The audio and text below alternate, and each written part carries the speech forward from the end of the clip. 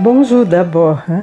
Quelqu'un a oublié dans un livre ces petits messages qui dit entre autres «Dorme bien mon petit amour».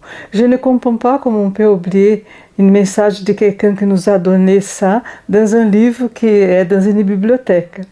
Seulement ça. Je suis curieuse, je vais regarder et mis autre chose à la place.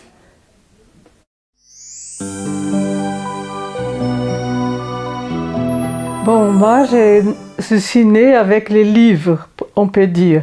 Parce qu'un petit enfant de 3 ans que je ne savais pas encore lire, mes parents me donnaient des livres, un tissu que nous avions dans cette époque de chez moi au Brésil. Et là, ça parlait des bébés, des enfants. Et moi, je ne savais pas lire, mais je peinais ces lettres, je passais la main, je mettais à moi comme ça. Parce que chez moi, lire, ça faisait partie de la vie. Mes parents lisaient presque tous les soirs, les week-ends. Donc, tout se tournait autour de la lecture. Et quand j'ai appris à lire, que j'ai pu comprendre dans ces petits livres les mots, j'étais enchantée. Et depuis là, bon, la lecture faisait partie de ma nourriture presque journalière, soit à l'école, parce qu'on est obligé de lire, d'apprendre à lire et tout, mais aussi comme distraction dans les jours de pluie, mais dans les jours des week-ends, quand on voyageait avec les parents dans les trains, etc. J'ai toujours amené un livre avec moi.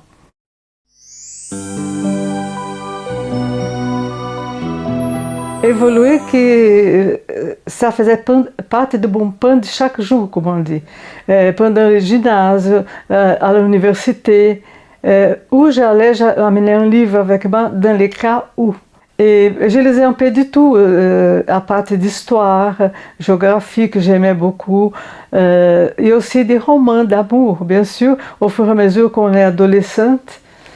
Qu'on commence à faire 11, 12 ans, qu'on commence à être curieuse au sujet de la vie et tout, et j'appréciais énormément. Voilà, c'est quelque chose qui partageait ma vie, et qui jusqu'à présent a partagé, mais moins, un peu moins, dû à mes occupations avec des autres personnes. Parce qu'il fallait partager mon temps avec des amis, de la famille, mon conjoint, etc. Et on lisait, mais je compensais un voyage d'une façon ou d'autre. Voilà.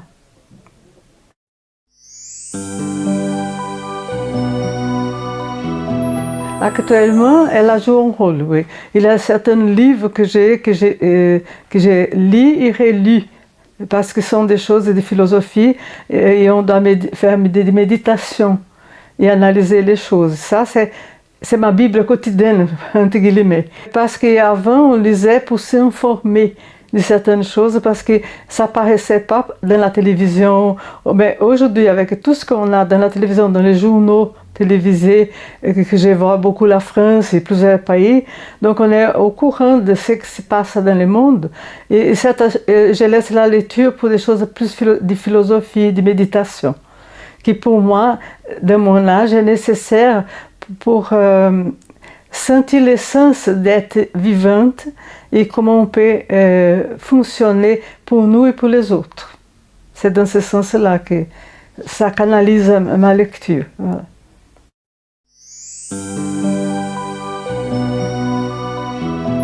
Peut-être les livres vont disparaître et à la place nous avons des petites plaquettes, de ces plaquettes d'iPad, d'iPhone, on peut faire la recherche directe.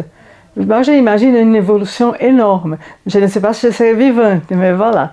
Mais les livres seront un peu de côté, à cause aussi des problèmes liés à la nécessité de construire un livre, le matériel qu'on utilise, dans une époque où il y a des choses qui vont être primordiales, qui vont manquer dans la nature aussi peut-être.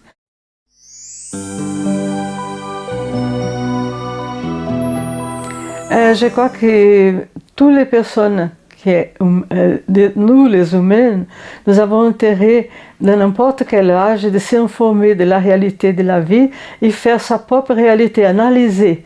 Et ça, dès l'âge d'enfant, et au fur et à mesure qu'on grandit, qu'on devient adolescent, adulte qui fonctionne dans la vie aussi, pour voir les valeurs que nous avons reçues, que nous pouvons modifier, tout en relation à la positivité de contribuer dans une société. Voilà, ça serait ma façon de voir les choses. Merci.